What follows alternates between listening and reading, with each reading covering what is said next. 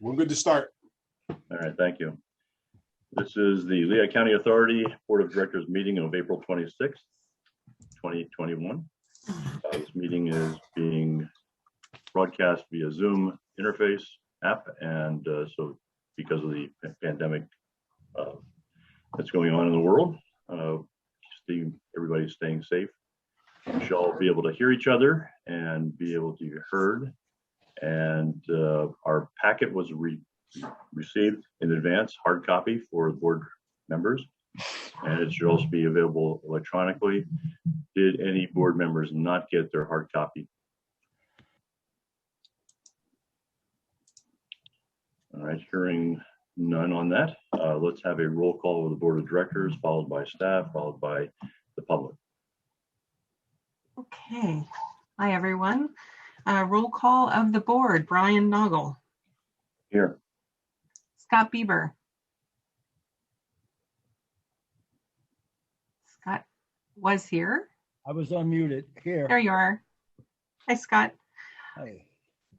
Dick Bonner. Here. Norma Cusick. Ted Lyons. Here. Kevin Baker. Here. Linda Rosenfeld. Here. Jeff Morgan. Here. Amir Famili. Present. Okay, we have 8 board members present, which is a quorum. And we have our solicitor, Mike Gall from King Spry here today. Hello. Hey, Mike. And then staff present, myself, Liesl Gross. We also have Ed Klein, Don Parsons, Chris Mon, Chuck Volk, Susan Sampson, Andrew Moore, Phil DePoe, Mark Bowen, Lisa Miller, and Todd Marion. We have some guests here today. Amanda Schumacher from Borton Lawson is on. Jennifer McKenna and Brian Chamberlain are both on from the City Office of Compliance, and Herb Higginbotham from HDR. Jason Peters from our staff is on for one of the items on the agenda for later on in the meeting. That's everybody. Okay, thank you. Yep. Let's review the agenda and any need for executive sessions. Any changes, additions, corrections to the agenda that we've been published? No changes to the published agenda. No executive sessions requested. I do have one very brief update under staff comments. Okay, thank you. At this time, we look at the April 12th board minutes. Mr. Secretary.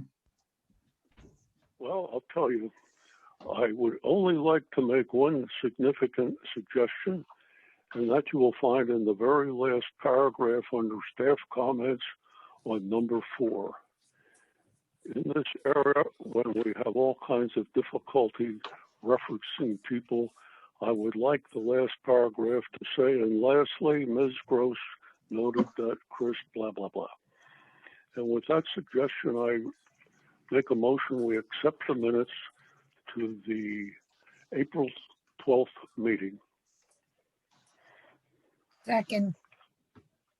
All right, motion made by Dick and seconded by Linda.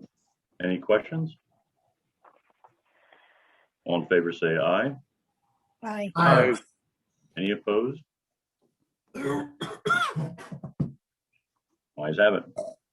At this time, we open up the meeting to any public that has any comments that are not on the agenda, items that are not on the agenda. Anybody from the public have any comments? No, thank you, Brian. Yeah, no, thank you. All right. No, thank you. Okay, thank you all. Moving on to action discussion items, we have one item under Finance Administration is the 2022 to 2026 capital plan. It's for approval. It's the gray documents in our hard copy, and it's pages 8 to 18 on our digital board packet. Thank you.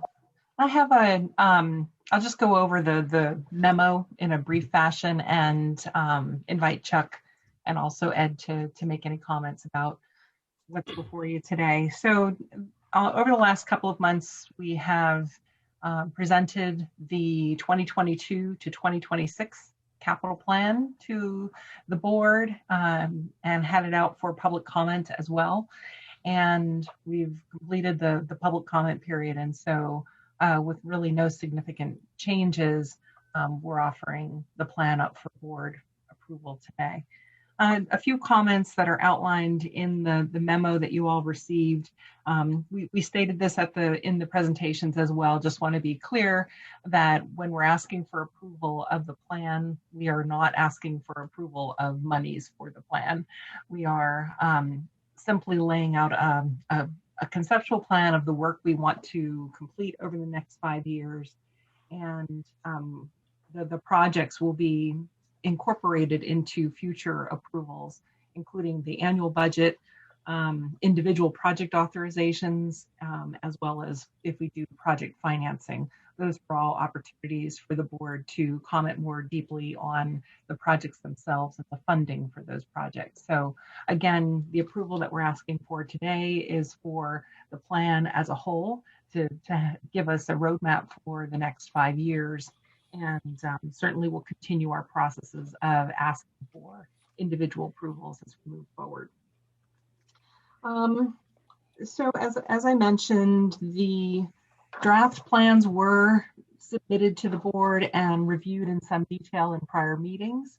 And what we've done in the memo is outline or group the projects together in some different categories so you can kind of see how things fit together and where we're really focusing our investments over the next 5 years.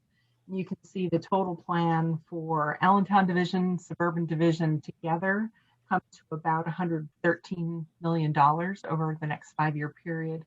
And a lot of work focused on things like really regular maintenance and rehab, water main replacements, asset replacements at the treatment plants and upgrades that are necessary, primarily due to aging infrastructure. There's some project highlights listed in the memo. I'm sure Chuck would be more than happy to explain the projects in more detail if there are questions. But essentially they're the same as what was presented to the board over the past few meetings. And the funding for the program is then outlined in the memo as well. And essentially the entire plan is being funded through operating revenues and reserves, with the exception of about $10 million of funding or borrowing that we're expecting for the Suburban Division. So that's just a really very, very quick high level overview. Again, the plan was put out for public comment, and we have a letter that was provided by the City of Allentown, as well as the Lehigh Valley Planning Commission. And those are the only two sets of comments that we received. So at this point, Chuck, would you like to review any particular highlights of the plan or anything else you'd like to present? I just want to state, Liesl, that we did receive 2 letters from the city commenting on the plan. One was March 30th, and the other one was dated April 20th. The comments were minor in nature.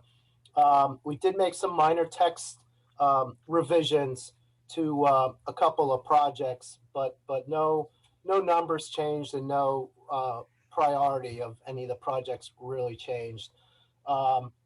Moving forward, what we may evaluate the prioritization of the filter project, and we may move that up depending on budget availability in the future capital plan. But right now, everything is as it was when we distributed the preliminary plan. So all the project timing is the same. We made some minor text adjustments. We did not get any significant public comments. We did get a letter from the LVPC basically acknowledging our project. They had a few minor questions which we addressed, and they approved our plan at their meeting back in about a month ago. So I'll entertain any specific project questions. Like Liesl said, a lot of the money is concentrated in upgrading infrastructure and the water main replacements.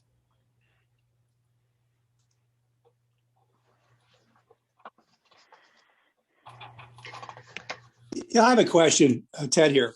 I noticed there was a back and forth with the city of Allentown regarding the point. I just wonder, has that pretty much been resolved? Are there any issues outstanding there?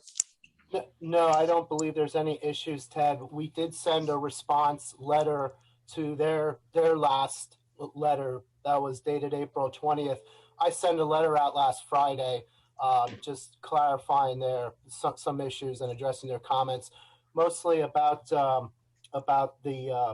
intake, the intake improvements, the Little Lehigh and the Big Lehigh intake work. So I believe we addressed all their comments. Thank you. Chuck, this is Scott. What about it seems like the city's really pushing on this filter schedule. Yeah, we're going to look at that. We did a study. There's a study done in 2020, and it recommended some short-term work, which we're going to implement this year and next year, and then begin design on the big upgrade project, which will be a phased multi-year project because there's 8 filters. So we may do 4 and 4 or 2, 2 and 2 and 2. But we are addressing short-term improvements this year, Scott. Well, I just get the impression from the first review letter from the city that they'd really like to, they cited the previous study by Arcadis saying that these filters should all be upgraded in 5 years, and that's not going to happen. Are they still unsatisfied with our scheduling of these filter upgrades?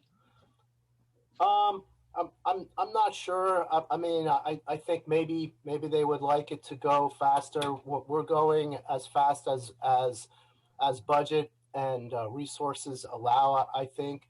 But like I did say, we are gonna re-examine our prioritization and see if we can move it up a year in schedule in the next capital plan. We want to see how the short-term improvements go this year, and any additional study that we need to do, and then see when we're ready to kick off design. Okay, thanks. Mm-hmm. Any other board comments, questions? Mr. Chairman, I just want to say one comment. I'll probably be, how I feel about our water rates in the suburban division. I think they're way too low. According to I'm on the LCA system, and according to our last report, our last rate that came out, it referred to we're charging about the average water customer is paying about 68 cents a day for water service. And this is from, Upper Macungie, Lower Macungie, and Upper Milford, which are some of the wealthiest communities in the state. And I just think it's not right. I have a problem with us borrowing $10 million to finance some upgrades, long-term upgrades when we have such low interest rates. When we have such low user rates. And I really have a problem with that. I think we should have higher increases in our user rates, and probably for that reason, sort of as a protest vote, I'm going to vote no on this capital plan, primarily because of the issue with how I think our water rates need to be higher in order that we don't have to borrow so much. That's my feeling. Okay. We are going to be raising rates every year, 6.75% to try and catch up. And that will be a burden on many people, but you're right. The overall rates are still low compared to other sources that are out there. Yeah. Any comments from staff on that?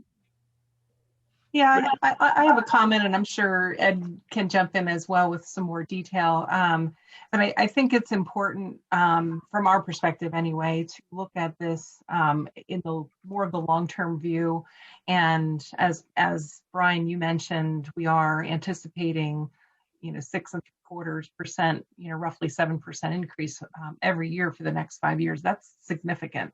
Those are significant rate increases, and we just did a roughly 10 or 12% increase in January. So we are doing some pretty significant increases. What we're also needing to balance through this process is the impact of growth. So over time, as growth happens, our revenue will increase, and our rate requirements will be different based on what the growth actually is. So what we've laid out is we're trying to create a balanced approach and get the rates where they need to be over a period of time. And Ed, I'm sure you have some other thoughts on this as well.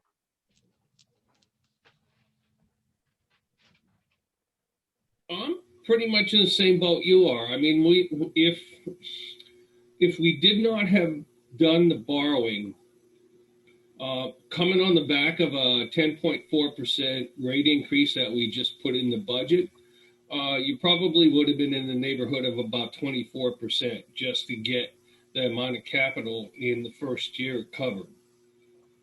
So I thought the borrowing made sense for flattening out the rate a little bit. Quite frankly, thought the borrowing made sense because at this point in time, interest rates are quite low.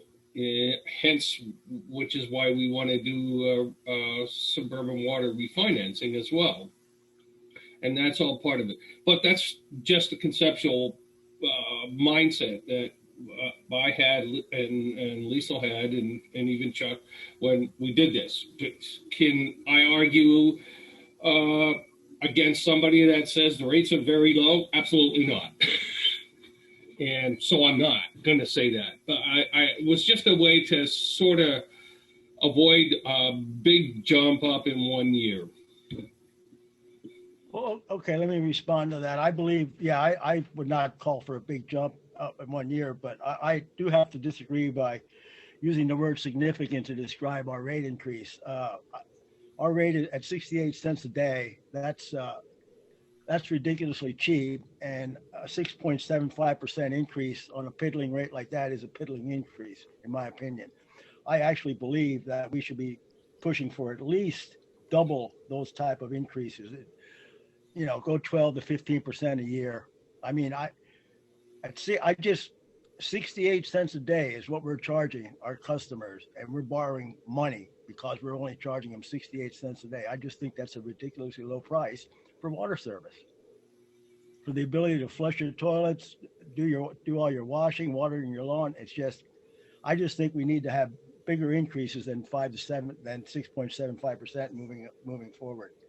That's just the way I feel about it. I would like the LCA to really consider larger increases going forward.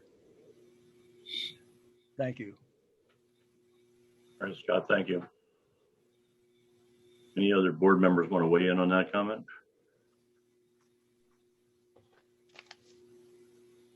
All right, thank you. Any other board comments, questions on the overall capital budget plan here? All right, I'm going to ask Jenny if you have any comments from representing the city. Yes, sir. Thank you very much. We want to thank Chuck for his responsiveness to our comments. We appreciate that. And we're glad to see that there's going to be a more comprehensive pump testing and exercising protocol in regards to the filters. But we also wanted to note that one of the reasons for our concern is that the production rate has gone up. Before the lease, it was around 14 MGD, and now we're consistent at 21 plus MGD. And so that was part of why the city felt the need to give LCA some additional comments. But again, thank you very much for the responsiveness on this. Thank you. Jenny, did you have any concept as to where the significant increase in water consumption has been coming from?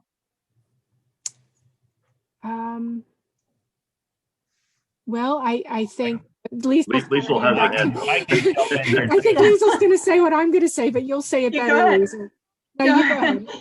Okay, you can tell me if I'm right, Jenny, but I'm assuming that the most significant increase has been LCA's purchase of the 7 million gallons per day of water from the city system, which started to kick in the 2014 timeframe, and then it ramped up every year until we hit the 7 million gallons per day about 3 years ago. So that's been a significant annual increase. And now we're at kind of the max of the 7 million gallons per day that we're going to be using from the city system. Mhm. Okay, any other public comments?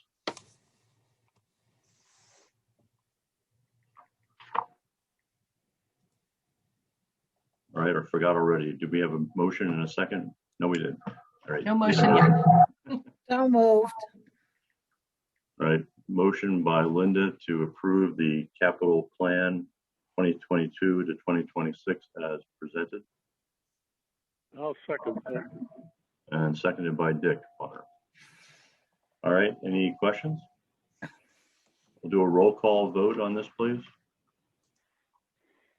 On the motion to approve the 2022 to 2026 LCA capital plan, Brian Noggle, Yes. Scott Bieber, No. Dick Bonner, Yes. Ted Lyons, Yes. Kevin Baker,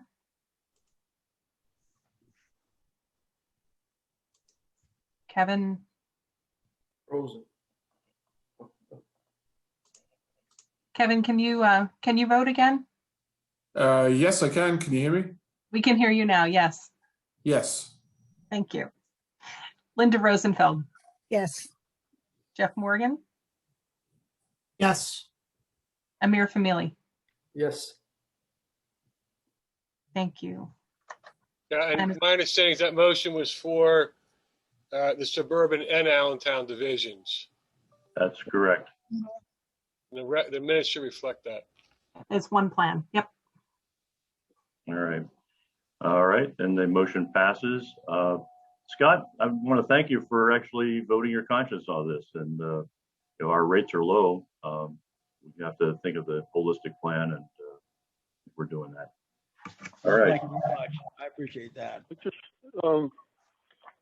you talked about what we passed. I think we should state that it also included the administration portion. Yep. So wanted to make sure, Linda, did you want to include the administration, the suburban, and the city parts of the capital plan? Right. And Correct. Dick, did you want to support that on your second? Yes. Okay, so let the minutes reflect that it was a comprehensive capital budget plan for those years and included the city and suburban and administration. All right, moving on. We have one item under wastewater, suburban division, Heidelberg Heights 2021 sanitary sewer replacement project. It was the goldenrod paper in our packet, and it's digital board package 19 through 20. I'll talk on this one. I invited Jason Peters from my staff to provide some detail on this as well. What we are asking for today is a rejection of the bids for the annual sewer main replacement project. We feel that the bids are very high. They exceed the engineer's estimate by over 25%. We also feel that the low bid is unbalanced in that the paving price that the bidder put was about 3 times what we are used to seeing for paving. So what our plan is to repackage this project in the fall and include the scope of next year's project as well, and then carry the budget over into next year so we can realize some economy of scale. The scope of this project that you have before you is only 700 feet of 8-inch sewer main and 20 laterals. Jason and I feel that if we bundle that with next year's project and bid it at the end of summer, early fall, that we'll get better pricing. So I don't see this as a problem to satisfying our consent order and agreement. We'll still get the pipe in this year that we are obligated to. I just would like to take advantage of a better bid climate and better unit prices, hopefully from an economy of scale for a larger project. Jason, would you like to add any other detail on that? You're muted. Oh. Yeah, I think you did everything pretty good, Chuck. I mean, looking back at prior projects up in that area in Heidelberg Heights themselves, when we began in 2018, and looking at bid unit prices from then, and in comparison to E&R inflation, there was a drastic jump up way more beyond E&R inflation for a project of this size and scope. And definitely, I think we'll be better well suited with a little bit larger scale project, like Chuck had mentioned, as bids definitely were a heck of a lot higher per bid unit pricing than anticipated. They were right around 400 and let's call it about $430 and some change a foot. And to kind of give that a comparison, we're doing water main replacements for about $250 a foot for material that's way more expensive than PVC pipe. So I think it's a well advised to reject these bids and put it out for rebid a little bit later on. Thanks, Jason. Yeah, and we only got 2 bidders. That was disappointing. So I think we'll do better increasing the scope and bidding it in the fall. Hey, Chuck, I'll just chime in. I believe what happened in Texas, I think that was in February, that really drove up prices for PVC pipe. Because I know we had some projects that we were like around $70 a foot for a plastic pipe in a December or January bid. And then after that, I've heard it's through the roof. And I didn't catch what Jason said. Did you see $260 a foot? Well, if you divide the bid price by the length of the project, it's about $440 a foot. But I mean, we have laterals too and restoration, but just Right. on an average, it doesn't pass the sniff test. You know, it's just way too expensive. It's interesting you say that, Jeff, about PVC. I just had a radon system put in my house, and the contractor was complaining to me how expensive PVC had gotten.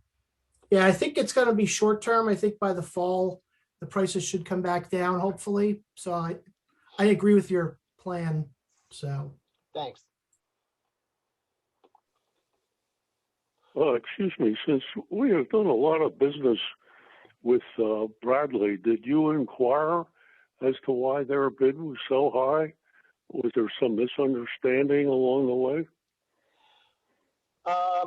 I did not speak to Bradley. Maybe Jason did. I think they just threw a number at it and hoped that they were going to be the only bidder. What do you think, Jason? I don't know if you talked to them. No, I didn't talk to them directly, but you know, my sense and belief is just like Chuck said. You know, they kind of threw a number at the project, hoping to get. I was talking directly with PennBid in regards to the project, and they alluded that Joao and Bradley had obviously won a lot of projects over the last few years, over the last beginning of this year. So maybe they were just full of projects already at this point and throwing a number out there. Yeah, and if you recall, they did win our Allentown main replacement project for this year. They were the low bidder on that job. So I think they have plenty of work. Well, when you say they threw a number out there, does that allow us to question their integrity? Well, that's a good point, Dick. Nothing can prevent a contractor from just putting out a high number and hopefully they're the only bidder or they all do that. I mean, they do that from time to time. Maybe it's a sign of that they have so much work that it's going to be more expensive to try to fit it in to hire another crew. Yeah, I really can't comment on that too much. I mean, a lot of contractors do it. Well, let me comment as a former contractor. We have the highest standards of reliability and ethics And I'm really insulted that you might think that a contractor might just throw a number at a project. Right. It's shocking to hear I that. expect a little bit of sarcasm there. That was a good chuckle, Ted. And I think one of the catches, and I think it's very telling when we receive the bids, is when they're a number that's kind of thrown out there, is you get to see that they're unbalanced. And the big number here that was unbalanced in these bids was the paving at, for an area that's in square yards, about 1,500 square yards, you're talking over $90,000. That just does not meet the sniff test by any form of the imagination.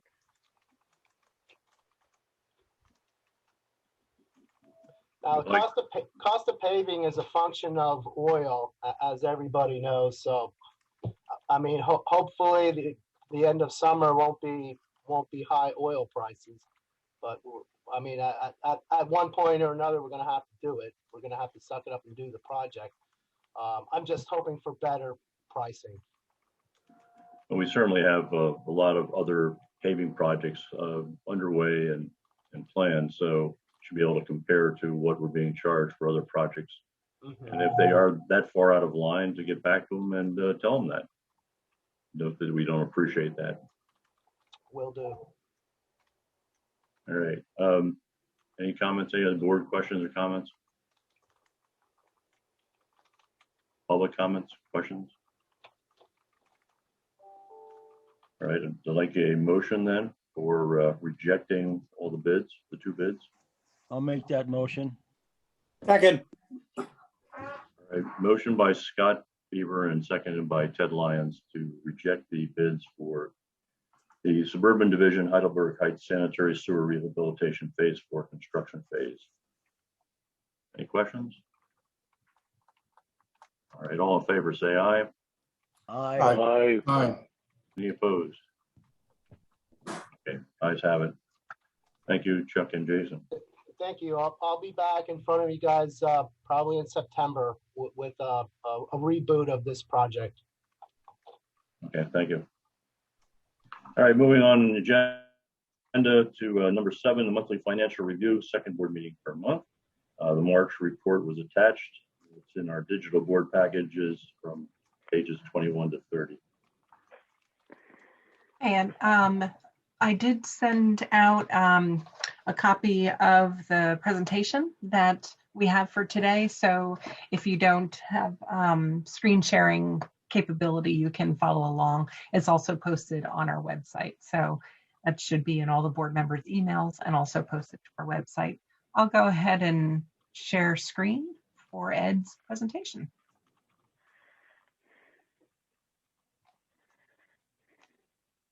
Ed, take it away.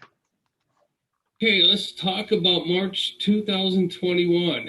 And for the month, actually not all that bad. Water was positive in terms of net income. Little bit. Suburban wastewater, $200 and some thousand of positive net income. The city was down a bit. I'll talk about what caused that. And overall, LCA was $152,000 positive. How we look to forecast? Basically, suburban water was up by 115. Wastewater was up as well.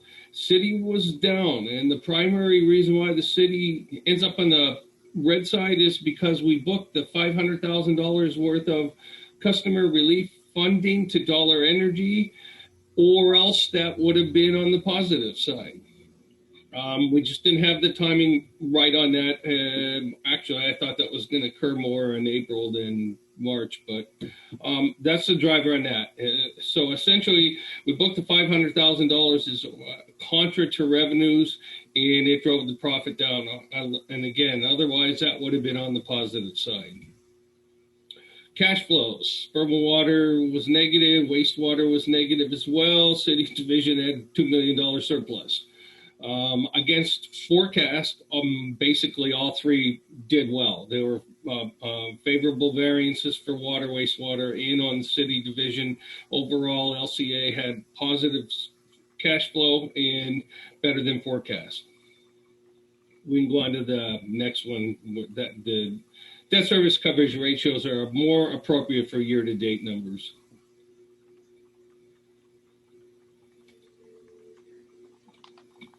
Okay, on the income statement side, suburban water, a little bit negative, not much. Wastewater, good. It's on the positive side. City division, the positive side overall. LCA's positive net income. Forecast variance, water's good. Wastewater was also good. Again, the city division ended up negative. The year-to-date effect of that $500,000, or that would have been positive, and overall LCA would have been positive. Cash flows, then negative on suburban water. Wastewater was also negative. City division, $5.3 million. So overall, $5.2 million of favorable cash flow on a year-to-date basis. And that compares on the forecast. Suburban water were good. Suburban wastewater were down a bit. In the city division, overall, $140,000 almost on the positive side. Debt service coverage ratios. At this point in time, suburban water is a little bit less than the indentured target of 1.1, and also below the internal target. Now, that will rebound some, but at this point in time, we're in the red with respect to our targets. Wastewater, well, that's good. Doesn't have much debt, 10.8. And actually, the city division is doing better than the internal targets for the city division at 1.78. So that's all pretty good. So just some of the major things that affected suburban water on a year-to-date basis. As reported, they had a net loss, but it was better than we forecasted. So we forecasted a loss and we did better. Higher operating revenues, and you're impacted by, well, you were lower operating expenses as well, and a little bit favorable on the non-operating stuff, like interest income and et cetera. Cash flows, we're at a deficit, but that's still better than forecast. So we're getting higher cash from operations, as just previously gone over, and a little bit lower capex, with a small offset from lower interest income. Suburban wastewater, net income, profit, better than forecast. We got a couple, offsetting things going on here. Lower operating revenues, but we made up for that because we had lower operating expenses.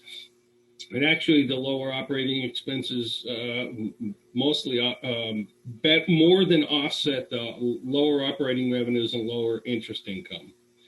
Cash flows on the deficit side, and this one was lower than forecast. So we've got some more cash from operations, but we got slightly lower capex, and we got some investment income that was lower than we originally projected.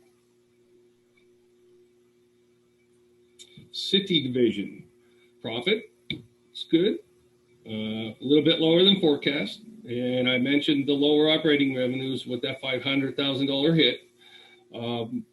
Offset that by lower operating expenses in slightly favorable non-operating activity as well. So again, without the $500,000, I'll call it timing difference in occurring in March instead of later, we would have looked pretty good on the city side. Cash flow surplus, better than forecast. We're getting higher cash from operations, and we're a little bit lower in capital spending. So again, going back to some of the major KPIs now, and we're looking at the year-to-date operating ratio, including depreciation. Water is at 1.12, and I think this is the first month where that is down a little bit with respect to budget, but slightly better than the target of 1. On suburban wastewater, doing well. It's 1.22 versus budget that's 106 and a target of 1. So that's pretty good. City, 1.93. So there's a little bit of a gap there between the budget in the target of 1. And overall, LCA is good, 1.53 versus the 136 and 1.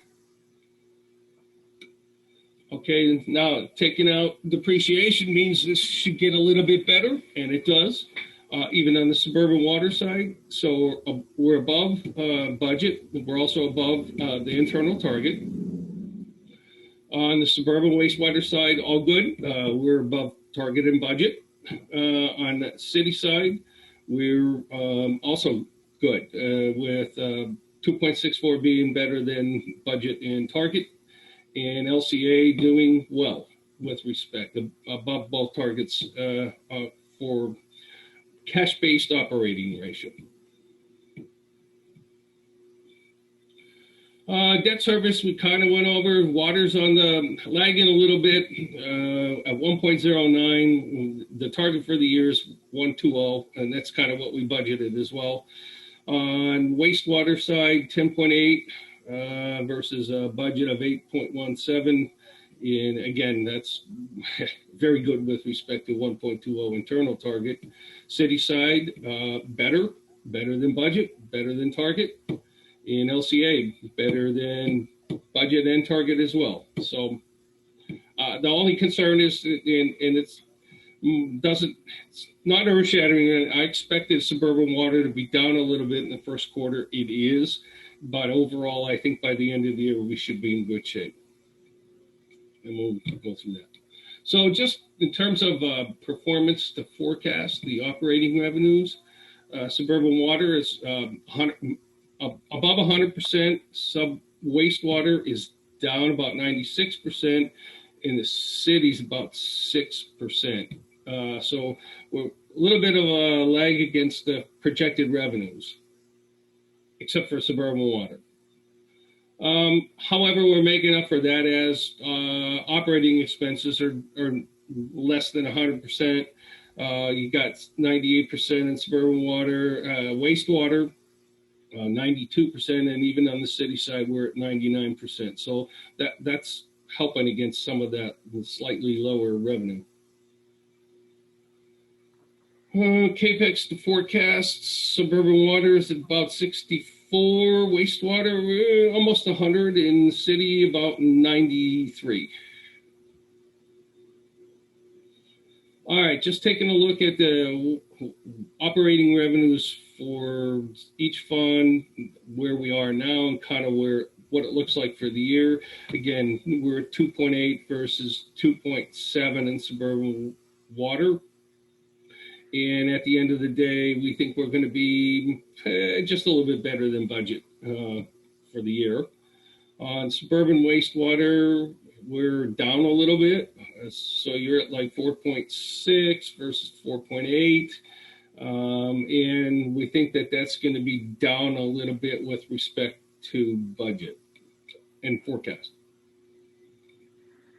On the city side, 10 million versus 10.9, so we're down a bit. We think that forecast is going to be about 45.9 million versus the 46. So we think the city will be just down a little bit, but nothing major in terms of where we think we're going to finish the year with respect to budget. Just there is some a slight unfavorableness. On the operating expense side, so you get 2.5 versus 2.6, doing well year to date. Forecast for the year, we're at 11.1 versus 11.2, so that's good. Suburban wastewater, and we're looking at 3.7 versus 4, so you got a nice variance so far year to date on suburban wastewater. And we also think that we'll finish the year better than budget. That's good.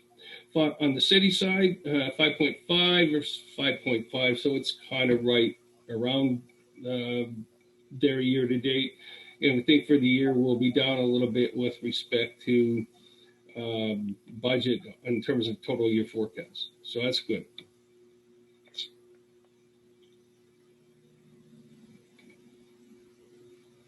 CAPEX. Almost $500,000 on the suburban water side. We had talked that they were down a little bit versus 747,000. We at this point in time, we're still saying that we're holding to budget. So forecast is at budget. Suburban wastewater, we're at 609 versus 611, not a major variance there. Again, kind of right around the budget level in terms of forecast for the year versus the budget. City side 836 versus 903, and again, at this point in time, forecast for the year is a budget. I can tell you, and Chuck, you can say where we're going with this. The guys have been working on a forecast that will be an incorporation of where we are year to date, plus the next 3 quarters of the year. I know they're diligently working on that, and we'll have that when we start to report April. Cash on hand, 315, that's good, versus 180. Another, we're at 193 on suburban wastewater, and 205 in the city, rounded.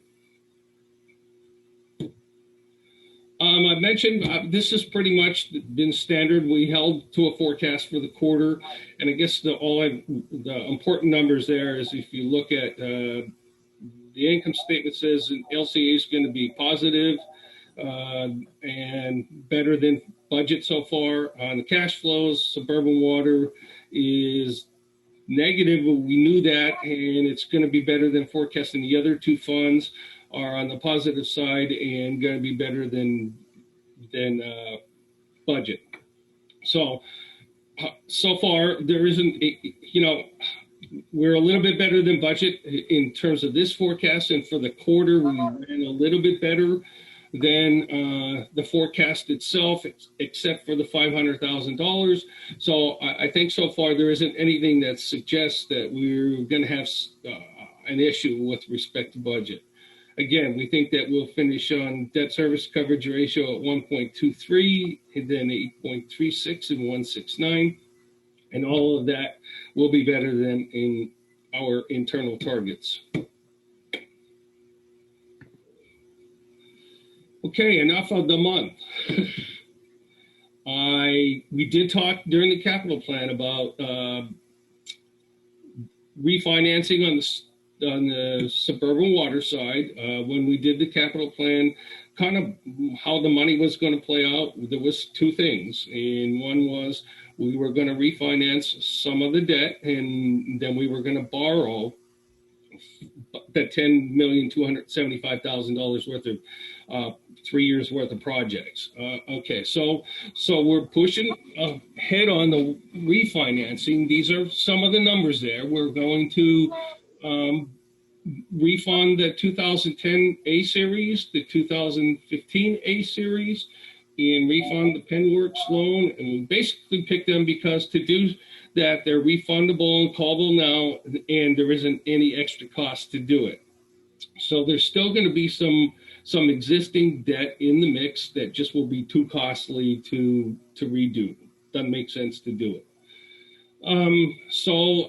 Essentially, you're going to get on the refund on the 2010 A series, you're going to get $12.5 million of money that comes from $9 million to almost $10 million worth of bonds. Expect due to market conditions, we'll be able to get that at a premium, and we'll refund get some refund on the deposit that we have there. On the 2015 A series, you get $7 million worth of bonds being sold and $950,000 worth of premium coming in on that. So that's good. On the Penwork, $1 million worth of bonds, $162,000 worth of premium. So altogether, we're going to sell $17,920,000 of bonds. We should get a bond premium of $3.2 million, and we'll get to take away some existing reserves and put that back in our pocket as well. So $21.7 million worth of money involved in this transaction.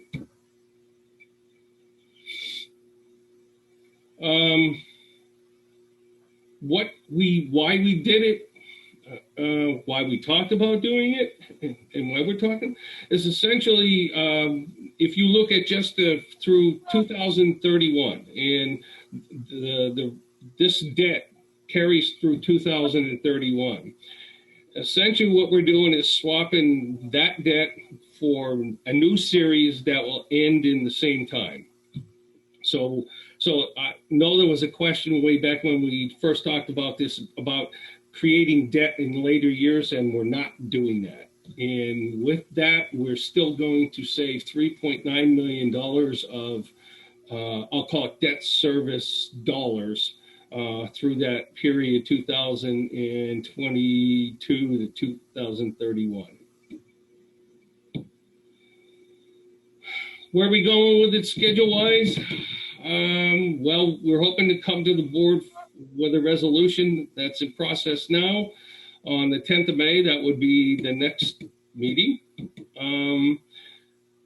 Yes, yeah, that is the next. S&P, we are going to have a discussion with S&P about on the rating on the 19th. We should hear back from S&P on the 26th of May. And if everything's going right, we would have online bidding on the 2nd of June and hopefully settle this thing by the end of June. Key players on this, Concord Financial, Chris Gibbons, who's done some work for us before, King Spry, Kevin Reed is a familiar name to us, and we would continue to use Bank of New York Mellon as trustee on this transaction.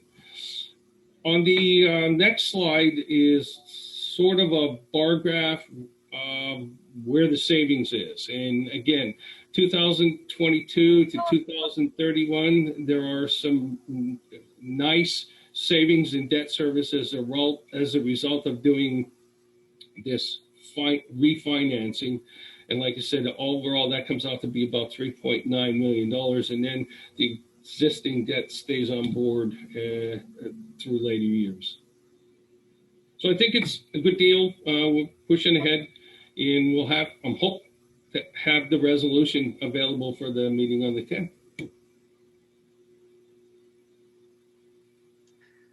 Okay, thank you, Ed. That's actually good, very good news. So it's saving $4 million in debt service and not extending the debt payments beyond the original dates. That was the question we had last meeting. Any other board comments, questions? I have a question, Ted. Ed, the savings, of course, are net of consulting fees and various fees that we pay to get the deal done. Is that right? Yes. Yes. When we do a refinancing, all of the fees associated with that are going to be taken out of proceeds. And just out of curiosity, maybe you don't have this in front of you. What's the magnitude of the fees involved in this type of a deal? You want to go back to the slide? We do have some of the fees. Sure.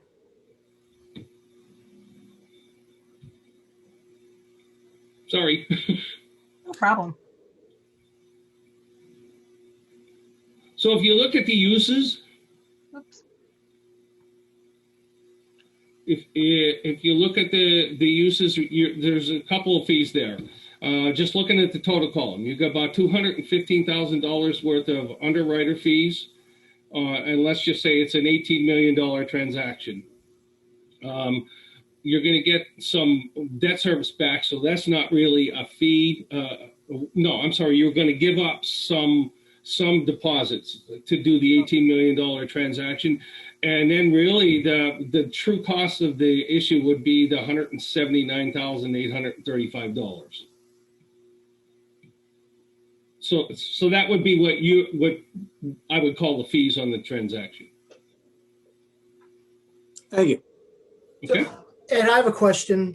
Would it make sense, just to follow up to Ted's question?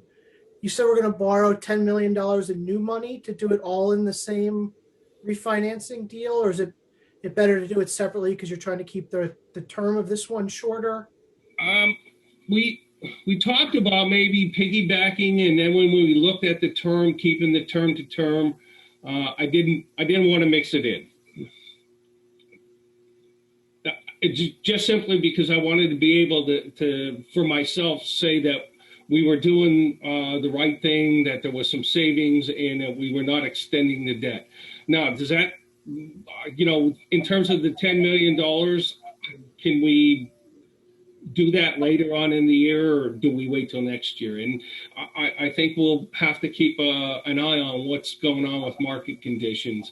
And if it's still amenable to do it, we'll do it. So the $10 million might be a 20 or 25-year bond versus this one is going to be a 9-year term. Yes. Okay. Yeah, it would be most likely a 30-year. Okay. All right. Thank you. Okay. Any other board questions with regard to our financial review overall? Okay, thanks, Ed. Okay. All right. Moving on. Item number 8, monthly system operations overview. March report was included. It's our digital package, page 31. John, you were on mute. Sorry about that. This is the operations report from March 2021. Water production in Allentown, 21.08 MGD. Sean Spring, 8.00 MGD, as we're experiencing higher flows from the spring rain, which we're more than happy to see. Crystal Spring, 3.74 MGD. We pumped 9.3 out of the Little Lehigh Creek, and we ran the Lehigh River on several short occasions for a total of 40,000 gallons per day. Central Lehigh, total production was 10.60 MGD. Feed from Allentown accounted for 7.18. Well production on the central side was 3.42. And sum of all 12 other suburban water systems was 120,000 gallons per day. Wastewater treatment, Klein's Island treated 37.59 MGD. The pretreatment plant treated 5.97 MGD. And the sum of all 5 of the other suburban wastewater systems totaled 290,000 gallons per day. Precipitation totals for March, 2.93 inches. There were 38 compliance reports submitted to Allentown. There were no NOVs. There were a total of 3 SSOs and bypasses that I'll talk about in a second. Main breaks, Allentown had 2, Suburban had 1. Customer service phone inquiries, 1,813. Water shutoffs or non-payment, there were none in March. We were still on holding off from doing any shutoffs. We're actually going to be starting them tomorrow. So there will be some April numbers for next month's report. Injury accidents, we had 1. We had a distribution member who turned an ankle on a curb when he was out working on a job site. Emergency declarations, there were none on either side. Significant repairs and upgrades, there were nothing to report. I'm going to jump down to the last one because it kind of is a good lead into number 3. Other highlights, during March, we had a number of meetings to set up a full-scale condition assessment of the Park Pump Station force main. We had multiple trial runs during March to see how far we could run with our testing before the sewer system got too high. Unfortunately, on March 23rd, we cut it a little bit too close, and we had 2 small SSOs as a result. The actual condition assessment was run on April 10th. We are going to get a full engineering assessment of the force main, which hopefully will be ready within a month or 2 at the most. Description of NOVs and SSOs. Like I said, there was 2 SSOs and 1 bypass during March. There's a typo in the next sentence I apologize for. Both SSOs occurred on 3/23 and resulted from the trial runs as mentioned. An estimated 7,250 gallons were released immediately downstream of Park Pump Station. There was 1 bypass that occurred on March 27th at the Allentown Wastewater Treatment Plant. We had some climber screen problems. We also had some an operator that may have not have reacted exactly how he should have, and he was subsequently trained better with handling that the next time it happens. So we're confident that was addressed. Just in closing, Ted, I'd like to compliment on your acting skills. You had a couple of us going there. So the day after the Academy Awards.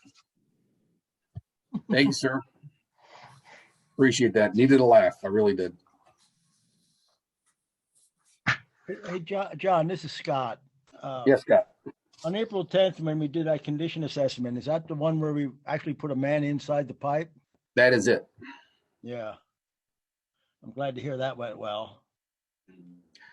You know, that was an enormous coordination of several different companies, and it really went well. We were pretty much up to the rim when we put the line or put the pump station back online. So we ran it as far as we could. We got 3 of the 5 stations assessed. Now our Arcadis is going to look at the data and decide if we need to do the last 2. That's kind of up in the air at the moment, but part of the job too is replacing all 5 of the air valves, because that's how we got into the line. We took the air valves apart, and it was big enough for the consultant to get down into the pipe. So what's the diameter of that pipe? It's 30 or 36. I'm not. So he basically crawled 100 feet in both directions, I believe. Yeah, he didn't go near that far, but yeah, he was down on his hands and knees. Yeah, that's okay. It was a sight. Yeah. Hey, one other question I have. It looked like our flow at Klein's Island was up about 3 million gallons over what it was averaging last year. Is there something to that? Well, that's probably due to the same bit about the rainfall so far this spring. I mean, we've been pretty wet, and that usually translates into higher flows. 37.5 isn't really too far out of whack from normal. So, but I mean, to me, that's exactly where it's from. Plus, you have a lot of industries that are doing things in the spring that might be doing washdowns and stuff like that. I know we had that issue on April 10th, that Saturday morning. We had flows much higher than we thought were going to be, and it turned out to be, industries were online doing stuff, and yeah. So I mean, there's a number of reasons why it was a little bit higher. Okay, thanks.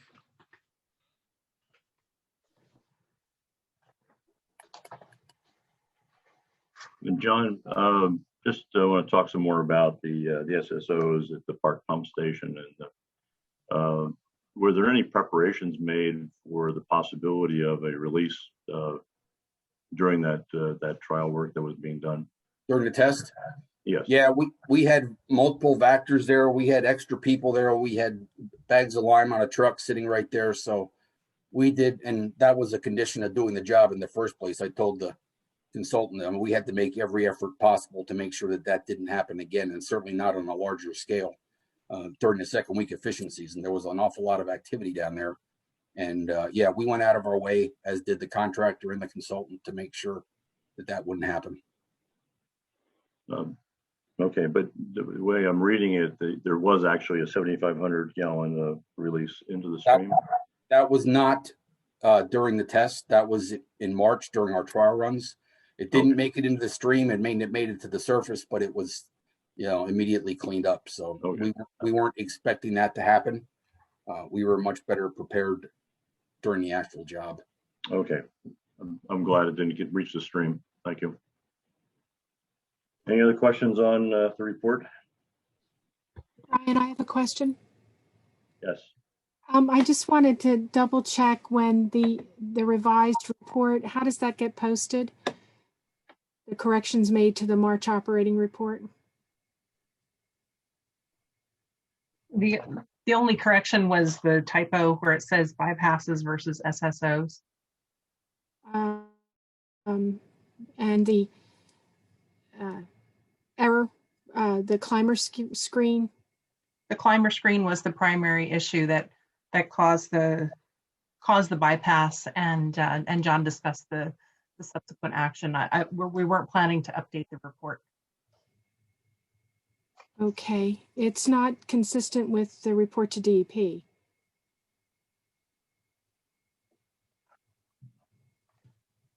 The DEP report doesn't say that the climber screen was the problem. John? Yeah, it mentions that the climber screen was the problem, but it also mentions the fact that there was some, I don't want to say operator error, there was some operator time that was consumed because of something that he did that could have been avoided, that would have made it less of an event. So we did mention that to DEP. We also did mention that there was subsequent training and mentoring with that person to make sure what he did didn't happen again.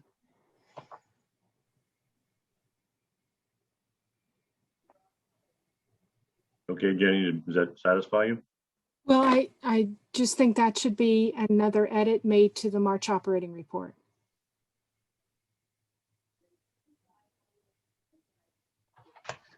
Okay, Thank you. thank you, Jenny. Any further comments on the monthly system operations overview? Staff comments. Lisa, you said you had one? I just have a brief one, and John mentioned it already in the operating report about the shutoffs. And we actually did start shutoffs last week, and that was for our suburban division. We're beginning shutoff process for the Allentown division tomorrow. So our collections activity is back on track to essentially pre-pandemic processes. And working through that. So we'll start to see those numbers come into the operating report the next time around. We are also accepting applications for the customer assistance grant program, and that's kind of getting a little bit of a slow start, but what we can report more on that in the next month or the future. Any comments? All right, moving on, Mike, solicitor comments. No comments. All right, opening up the floor to the public for any comments on any topics. No more from me. Chairman. No, thank you. I'm sorry. No, thank you. Okay, thank you. Dick, you had a comment? Yeah, I'm sorry that I didn't ask a question maybe at the appropriate time. We've had several service interruptions. There were some study done about the materials used in the pipe, and there were some discussions about customer liability. And I was wondering if all of those things have been concluded. John, do you have an update on the Gannett report? He said late April at the latest, so I'll get back with them and see what's going on. We also, we're expecting that one. And like I mentioned earlier, we're expecting the one on the force main as well. So we got a couple that are in the mix right now. Again, we did already address at the last meeting the delamination question on the one pipe, correct? Is that part of the question that Dick had? The delamination issue was related to the sewer lining project that's happening. I believe Dick's question, correct me if I'm wrong, Dick, is about the water transmission line breaks that we had in 2020. Dick, are you satisfied? Didn't we have some people that had to evacuate their homes? Yes. Yeah, is that all? Any issues that we have related to the insurance claims are still considered to be in a legal process, so we wouldn't discuss them here. Okay. But they're being put through the process with our insurance company, and that's a legal issue. Okay. Any further questions, comments from anybody? Yeah, Brian, just one last question. Again, when are we expecting the report from the consultants on the Trexlertown situation? The study that they're doing? We have, I'm looking at Chuck and Phil. I'm not sure how we're going to present that necessarily. I know that we have the study either complete or near complete, but we have some alternatives that we're also looking at the same time. We're also awaiting for response from DEP on our Act 537 plan, which would shape how we move forward on that project. So sometime in the next couple of months, we'll have something that we can share. But right now, I'm not sure that we have anything further. Phil or Chuck, anything you want to add on that? Yeah, I think it needs to wait until Phil has some Act 537